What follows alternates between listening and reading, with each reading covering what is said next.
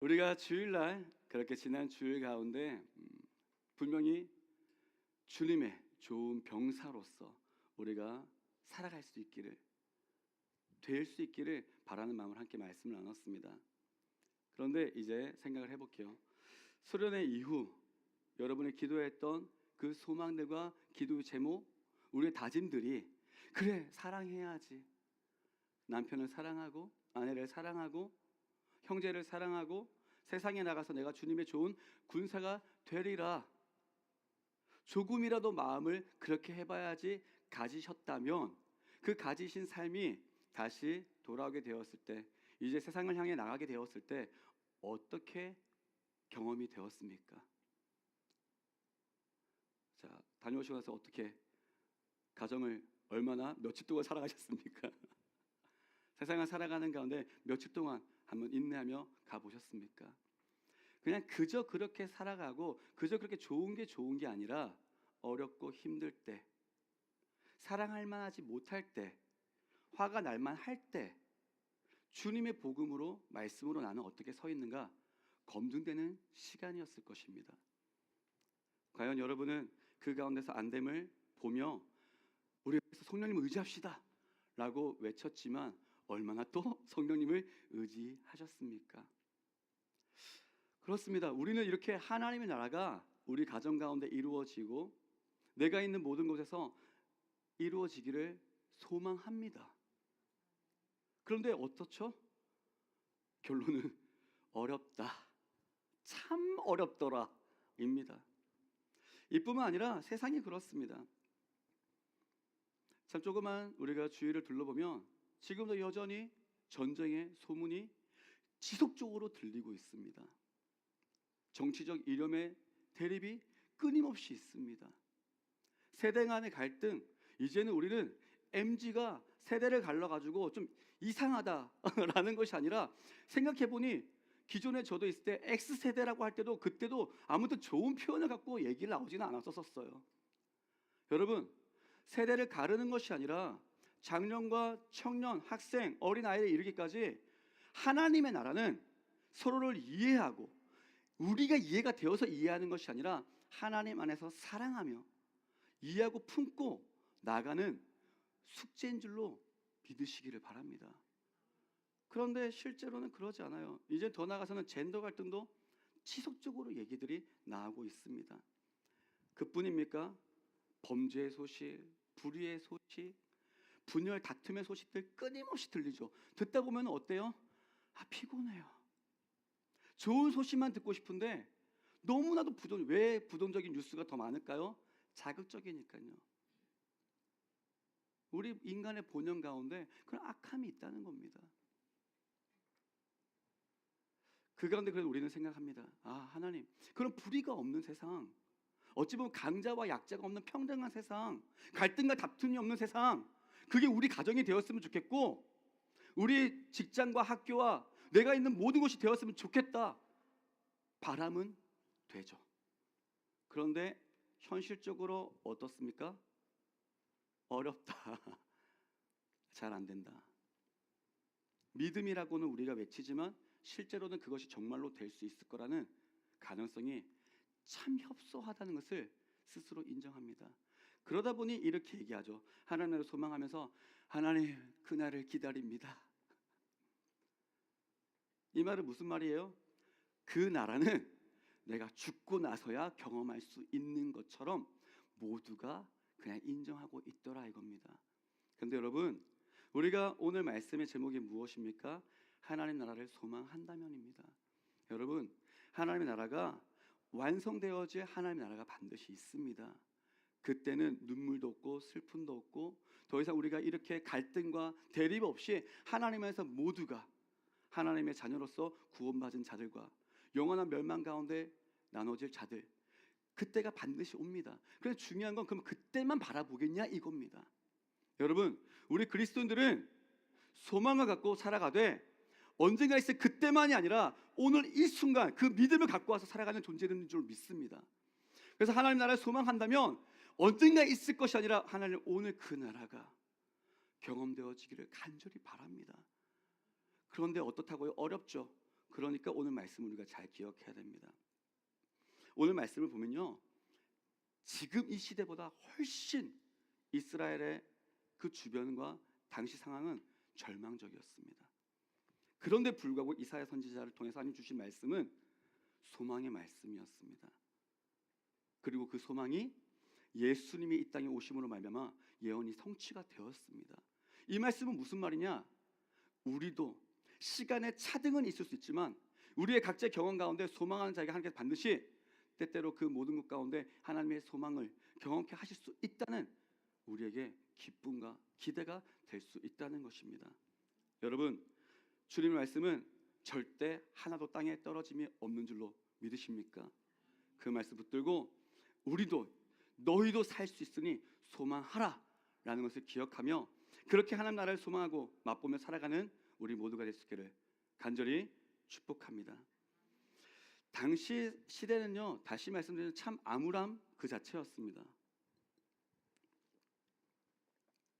이제 남유다에 대한 얘기예요. 이미 북이스라엘은 멸망했습니다. 아수르에 의해서요. 그리고 실제로 남유다도 이제 이 아수르의 위협 앞에 언제 꺼질지 모르는 촛불 같았습니다. 자, 그런데 더 큰 문제가 뭐였냐면 나라가 그때마다 하나님께서 선지자를 통해서 하나님의 말씀을 대언하셨음에도 불구하고 대언케 하시고 다시 돌아오라 그러면 내가 회복케 하리라 끊임없이 외쳤음에도 불구하고 안 들었다는 거예요. 나라의 위정자들은 지도자들은 하나님을 의지하지 않았습니다. 그리고 당장 눈앞에 보이는 다른 국가의 어떤 외교적인 정책들 그들을 의지해서 문제를 해결하고자 했던 불신앙밖에 없었습니다. 또 내부적으로는 어땠습니까? 권력을 오히려 갖고 있고 부를 갖고 있는 자들이 오히려 더욱더 가난하고 힘없는 자들을 착취하는 불의한 세상이었습니다. 이사야 선지자는 이러한 이스라엘의 죄악과 불신앙 때문에 결국 하나님의 심판을 우리는 피할 수 없습니다 라고 경고하며 외쳤습니다. 그래요, 이런 모습만 보면 지금 우리와 같은 존재들도 없었다. 그렇기 때문에 절망이라는 겁니다. 여러분, 우리 그리스도인들이 하나님을 예수 그리스도를 온전히 나의 주인으로 붙들고 믿음으로 그분을 따라가려는 이들이 있는 이상 이 땅에는 소망이 있습니다. 진정 소망이 끊어질 때가 언제인지 아십니까? 교회가 사라질 때입니다. 믿는 자들이 모든 것을 타협하고 무너질 때입니다. 여러분, 우리가 온전히 이런 세상 앞에 나를 지키며 믿음으로 설 수 있는 그런 신앙인들이 다 될 수 있기를 바랍니다. 자, 그렇게 절망적인 상황, 그것을 이사야 선지자는 이렇게 얘기합니다. 1절 말씀 함께 읽겠습니다. 시작. 내 줄기에서 한 싹이 나며 그 뿌리에서 한 가지가 나서 결실할 것이요. 아멘. 자, 처음에 보니까 어떻게 나와 있죠? 이새의 줄기에서 한 싹이 나며. 이새 줄기라고 되어 있는데 이 줄기라고 하는 것은 우리가 하는 줄기가 아니라 원어적으로 보면은 구루터기, 나무 밑동을 얘기합니다. 근데 어떤 나무냐면 죽은 나무의 밑동이에요. 그 모든 것이 그냥 허물어져 있는 끝난 것 같은 상황. 이게 실제였다라는 거죠. 자, 그렇다면 하나님께서 기왕 소망을 보여주시겠으면 그 가운데 정말로 풍성하게 열매 맺고 있고 울창하게 자란 그런 나무의 모습들을 보였으면 얼마나 좋을까요? 그런데 하나님께서 주신 모습은 어떤 모습이었어요? 그 그루터기에서 한 싹이 나고 있다는 거예요. 세상의 이치대로라면 이것은 어찌 보면 희망이 아닙니다. 앞서 말씀드린 것처럼 더 큰 거목이 되어 있고 회복이 되어 있는 이런 모습 봐야지 그래 우리 비전이 있습니다 라고 얘기할 수 있겠죠. 우리 교회들 가운데 아니면 우리나라 가운데 어떤 환상을 볼 거면 수많은 이들이 하나님께 돌아오고 교회가 막 커지고 성장하고 이런 모습 보면 희망이 그냥 저절로 되지 않겠습니까? 그런데 그 가운데 한 것은 한 사람 믿음 있는 사람 아니면 어떤 누군가를 세우신 것밖에 보여지지 않았다는 것입니다. 그렇게 싹이 돋아난 자 한들 언제 자라서 거목이 되고 세상에 영향을 끼치고 나라를 구할 수 있겠습니까? 그러니까 어떻게 보면은 세상의 이치들을 보면은 이거는 희망이 아니라 그냥 너희들 진짜 아무 소망이 없는 거야. 그냥 다시 재확인하는 것처럼 보일 수밖에 없습니다.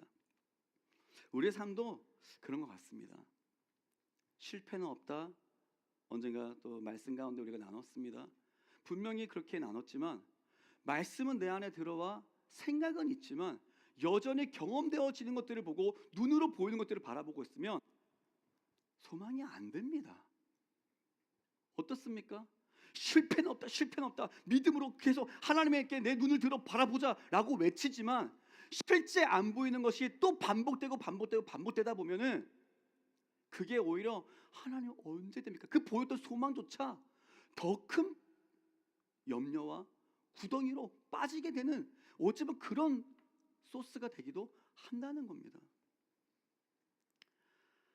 실패로 끝나는 사업들, 회복 불가능해 보이는 우리의 인간 관계들, 질병과의 싸움, 그리고 이런 부패하고 불의한 세상 가운데서 어떻게든 발버둥 치며 정의를 외치지만 결국 아무것도 안 되는 것처럼 보일 때 우리는 아무리 이 그루터기에 한 싹 안 될 것 같아. 그러니까 현실은 그렇다는 겁니다. 자, 그런데 이런 것들을 누구도 원했냐? 이스라엘 백성들이 그런 구원자를 원했다는 거예요. 언제까지요? 예수님이 그 땅에 오실 때까지. 그래서 예수님이 오셔서 왕으로서 분명히 오셨는데 마구간에서 태어나시고 왕이신데 십자가 달려 그냥 죽으신다? 그들의 유대인들에게 있을 수가 없는 일들이라는 거예요. 소망이 아니라 절망이었습니다. 그런 능력을 가진 왕이 될 수 있는 하나님 보내신 그 위대한 존재가 왜 이렇게밖에 죽을 수밖에 없을까 생각이 들 수 있었던 거죠. 그런데 성경은 이미 그 예수님의 행보와 예수님의 존재에 대해서 분명하게 이렇게 예언을 하고 있었다는 겁니다. 여기에서 우리는 하나님의 놀라운 역사를 다시 볼 수가 있습니다. 하나님은 우리가 생각하는 대로 놀랍게 크게 역사하실 때도 있지만 때때로는 그리고 언젠가 보면은 항상 우리가 끝이라고 하는 순간 속에서 그때 비로소 한 작은 싹을 통하여 하나님의 일들을 키워나가시고 일을 행하실 때가 많더라라는 겁니다. 여러분, 그렇기 때문에 우리 여러분의 현실이 우리가 바라보는 이 세상이 때로는 잘려나가 이런 그루터기처럼 보인다 할지라도 우리가 하나님 말씀을 의지하며 낙심하지 않을 수 있기를 바랍니다. 믿음이 있다는 것을 반대적인 언어로 표현한다면 여러 가지가 있을 수 있겠지. 뭐 의심도 여러 개 있겠지만 그 중에 한 가지는 낙심입니다. 낙심하면은 믿음을 가지게 될 수가 없습니다. 여러분, 낙심이 올 때가 있습니까? 말씀을 붙들고 하나님, 그 그루터기 안에 한 싹을 하나님께서 내셨듯이 내 삶에 내가 그런 한 싹이 되게 하여 주시고 내가 지금 있는 모든 연약한 부분들이 있다 할지라도 하나님이 쓰시면 될 수 있습니다 라는 믿음이 우리에게 고백이 될 수 있어야 합니다. 그렇게 도단한 싹에 대해서 이제 성경은 이어지는 말씀 가운데 보니 이 싹은 무엇을 얘기하는 거였었냐? 새로운 통치자였다는 거예요. 기존에 지속되었던 왕들의 정치, 행정, 세계 정세, 나라를 보호하고 안위를 꾀하는 것, 모든 것을 이제까지 그렇게 왔지만 여전히 실패. 그런데 정확한 더욱더 실패는 무엇이었냐? 하나님을 떠난 실패가 되었다는 겁니다. 여기에서 새로운 방법은 하나밖에 없었습니다. 완전 갈아엎는 겁니다. 그래서 이 세상에 반복하는 완전 다른 새로운 통치자를 하나님께서는 보낼 수밖에 없었던 것이죠.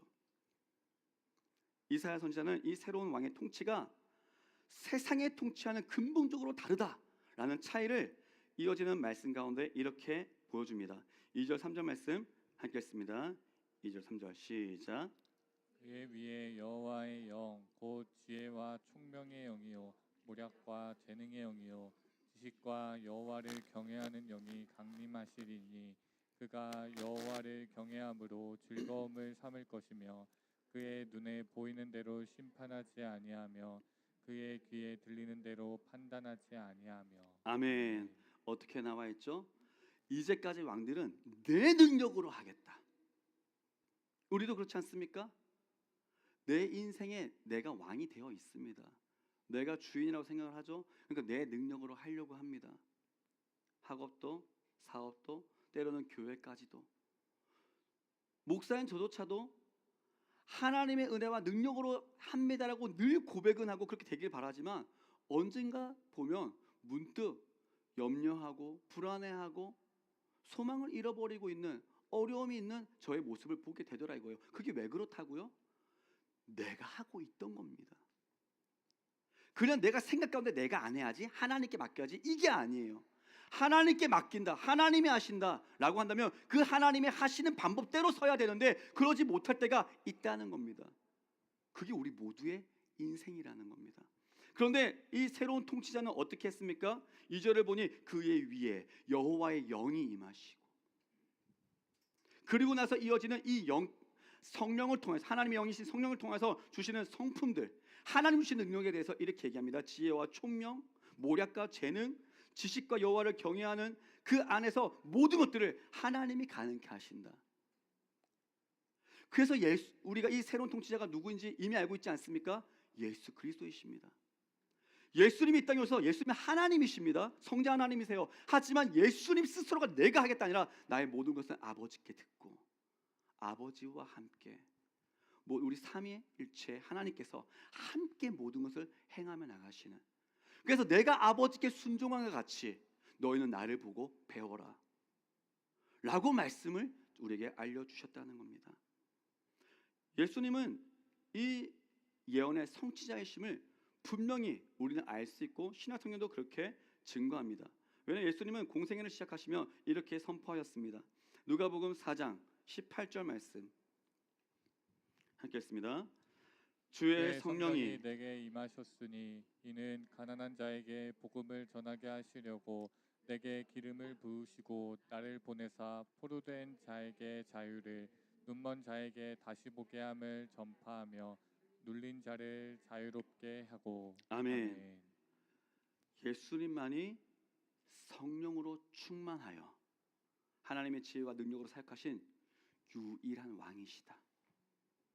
성경은 그렇게 증거합니다. 뿐만 아니라 3절 말씀을 보니 여호와를 경외함으로 즐거움을 삼을 것. 우리는 내가 왕이 되어서 나의 기쁨을 위해 이 세상이 돌아가기를 원합니다. 그래서 내가 하는 대로 잘 되길 바라는 거예요. 하나님의 영광이라고 하지만 그 안에는 언제나 우리의 그런 연약한 본능이 있을 수밖에 없습니다. 없는 것 같아요, 그렇게. 자, 그런데 새로운 우리의 왕이신 예수님께서는 어떻게 한다고요? 오직 나의 기쁨이 아니라 하나님의 아버지의 기쁨을 위하여. 그게 우리가 이번 주 설교 가운데, 지난주 설교 가운데 함께 나눴던 것처럼 부르심을 받은 자들마다, 병사로 모집된 자들마다 누구를 위해서요? 나를 모집한 자를, 기쁨을 위하여 우리가 행합니다. 똑같은 거예요. 거기서 청지기 사명도 나오고요, 병사로서 우리가 내게 맡겨진 모든 재원을 통해 내가 나의 왕이신 하나님을 위하여 내가 살아가리라 라는 근거가 나오는 것입니다. 우리는 예수님을 나의 구원자, 왕으로 따르는 제자들인 줄로 믿습니다. 그렇다면 세상의 방식이 아닌 우리 또한 성령님의 능력으로 살아가야 될 줄로 믿습니다. 생각해 봅시다. 여러분의 가정에서 부모로서 자녀를 양육할 때, 부모를 사랑할 때, 아니면 학교나 직장, 사업장, 교회에서 누군가를 이끌려고 할 때 누구의 힘을 의지하고 있습니까? 부모인 내가 제일 잘 알지 하며 자녀를 내 소유처럼 이끌려고 하지는 않습니까? 세상 가운데서 어디에 있든지 내가 잘할 수 있어라는 것처럼 하고 있지는 않습니까? 여러분, 나의 경험과 지식, 세상적인 성공이 우리의 능력이 아니라 하나님의 영이신 성령님의 도우심을 통해 하나님의 지혜와 능력이 우리에게 있을 때 우리 또한 왕 되신 주님께서 가신 그 길을 우리도 함께 갈 수 있을 줄로 믿습니다. 그것이 우리에게 경험이 되어야 합니다. 때로는 우리 눈에 보이는 게 참 빨라요. 믿음의 눈으로 보기에는 보자마자 믿음의 눈으로 보이지 않습니다. 우리의 그냥 인간적인 현실의 눈이 먼저 언제나 와닿습니다. 그때 그렇기 때문에 끊임없이 훈련하는 거예요. 하나님, 내가 바라보는 이것 너머에 계신 하나님을 내가 먼저 보게 하여 주시옵소서. 하나님을 경외하며 하나님의 기쁘심을 위해 제가 행하게 하여 주시옵소서. 그렇게 고백하는 삶이 새로운 통치자이신 예수 그리스도를 따라 우리도 살아가는 삶이고, 그때 비로소 희망이 있다, 소망이 있다라는 것을 기억하시기를 바랍니다. 그때 이제 이 새로운 통치자이신 예수님께서 보여주시는 새로운 나라가 이렇게 펼쳐진다라고 얘기를 합니다. 4절 5절 말씀 함께 읽겠습니다. 4절 5절 시작. 이로 가난한 자를 심판하며 정직으로 세상의 겸손한 자를 판단할 것이며 그의 입에 막대기로 세상을 치며 그의 입술의 기운으로 악인을 죽일 것이며 공의로 그의 허리띠를 삼으며 성실로 그의 몸의 띠를 삼으리라. 아멘. 그렇게 하나님의 영으로 충만하신 예수 그리스도께서는 이제까지 정치자들이 세상의 왕이 했던 것처럼 행하지 아니하고 오직 무엇으로요? 공의와 성실로서 하나님 보시기에 가장 의롭게 공평하게 행해 나가신다, 다스리신다. 이 말은 바꾸면 이렇게 될 수 있어요. 억울한 자가 없다, 손해보는 자가 없다, 가난한 자도 없고 하나님 안에서 모든 평강이 이루어진다. 이것을 실제로 이루어진 이미지를 보여주는 게 6절에서 9절까지 이루어지는 어찌 보면 평화의 나라의 모습일 수 있습니다. 우리가 6절에서 8절 말씀 먼저 함께 보겠습니다. 6절에서 8절 시작. 그때 이리가 어린 양과 함께 살며 표범이 어린 염소와 함께 누우며 송아지와 어린 사자와 살찐 짐승이 함께 있어 어린 아이에게 끌리며 암소와 곰이 함께 먹으며 그것들의 새끼가 함께 엎드리며 사자가 소처럼 풀을 먹을 것이며 젖 먹는 아이가 독사의 구멍에서 장난하며 젖된 어린 아이가 독사의 굴에 손을 넣을 것이라. 아멘. 어떤 상황인지 우리가 너무 많이 들어왔고 이제 막 이미지가 펼쳐지죠. 그런데 이것은 그저 동물들이 사이좋게 지낸데 이런 얘기가 아닌 거 뻔히 아시죠?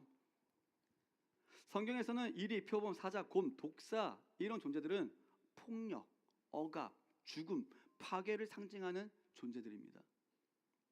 반면에 양, 염소, 송아지, 어린아이는 연약한 존재, 무방비한 존재를 보여줍니다. 그래서 이 그림은, 이 말씀은 강자와 약자, 포식자와 피식자로 나뉘며 서로를 해치던 어찌 보면 약육강식인 이 세상의 질서가 완전히 무너지고 모든 관계가 하나님의 평화 가운데 회복되어지는 그런 상태를 보여줍니다. 이걸 성경적으로 샬롬이라고 얘기를 합니다.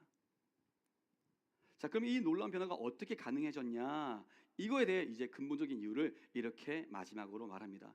9절 하반절 말씀 함께 읽겠습니다. 시작. 나를 덮음같이 여호와를 아는 지식이 세상에 충만할 것임이니라. 아멘. 자, 진정한 평화는요, 이런 변화는 다시 새로운 다른 왕, 어찌 보면 더 어떤 법이나 새로운 제도, 다른 어떤 더 큰 힘, 이런 것이 있어서 이루어지지 않습니다.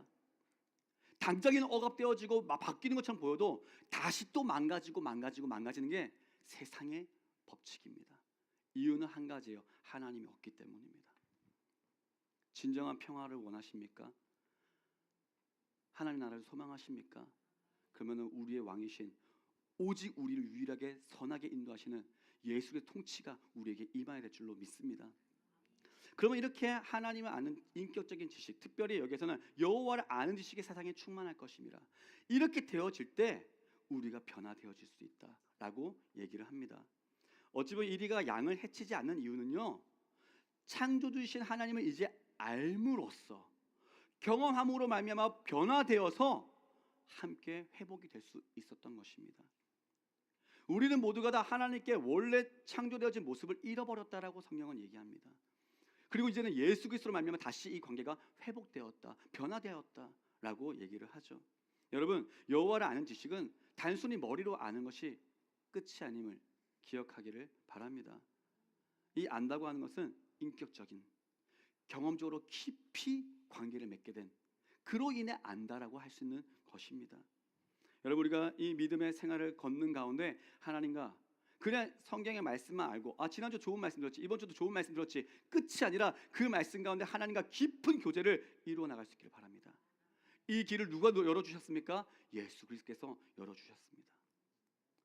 그리고 이제는 예수님께서 성령을 우리에게 보내주셨습니다. 그래서 우리는 이 나라를 맛보며 살아갈 수가 있습니다. 말씀 마무리하겠습니다.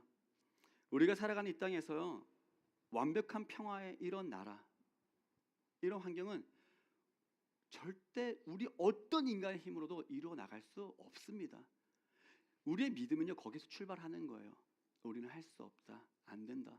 그러면 더 작게 볼게요. 내 가정의 평화, 내가 아무리 잘한다고 해도 다 못 지킨다. 내 주변에 있는 모든 것들 내가 다 할 수 없다. 내가 할 수 없는 것이 아니라 누가 된다고 해도, 누가 대통령이 돼도요, 누가 어떤 위정자가 돼도요, 안 됩니다. 그래서 우리는 기도하는 거예요. 하나님 다스려 주시옵소서. 우리가 다른 그 나라를 위하여 기도하고, 그것은 그냥 기도하며 소망하며 나가지만 우리가 분명히 변화를 꾀할 수 있는, 우리가 적용할 수 있는 곳이 있습니다. 우리 가정이 있습니다. 교회가 있습니다. 학교, 직장, 사업장, 나의 인생이 있습니다. 여러분, 우리의 왕의 자리를, 우리의 왕이신, 유일하게 그렇게 선하게 우리를 통치하실 수 있는 예수 그리스도께 날마다 내어드릴 수 있기를 소망합니다. 하나님 나라를 소망하십니까? 그렇다면 세상의 불의가 보일 때 한탄하는 대신 공의의 왕이신 예수님의 다스리심을 신뢰하며 소망으로 기도하며 나갑시다. 나를 비롯한 사람들이 이기심이 보입니까? 해결이 안 되는 우리의 연약함이 보입니까? 불화와 미움이 있습니까? 이것 같은데 이러지 말아야지, 저러면 안 되지가 아니라 나를 먼저 사랑하신 하나님과 더 깊이 교제하며 하나님의 사랑으로 내가 먼저 변화되어짐을 경험하기를 바랍니다. 더 나아가서는요, 이게 참 중요합니다.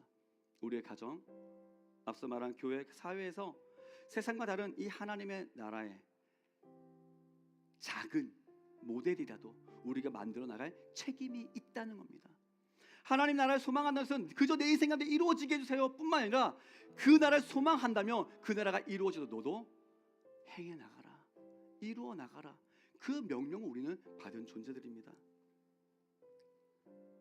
그렇게 하나님의 공의와 긍휼을 구하며 화평을 만드는 자가 여호와를 아는 지식을 가진 자들인 줄로 믿습니다.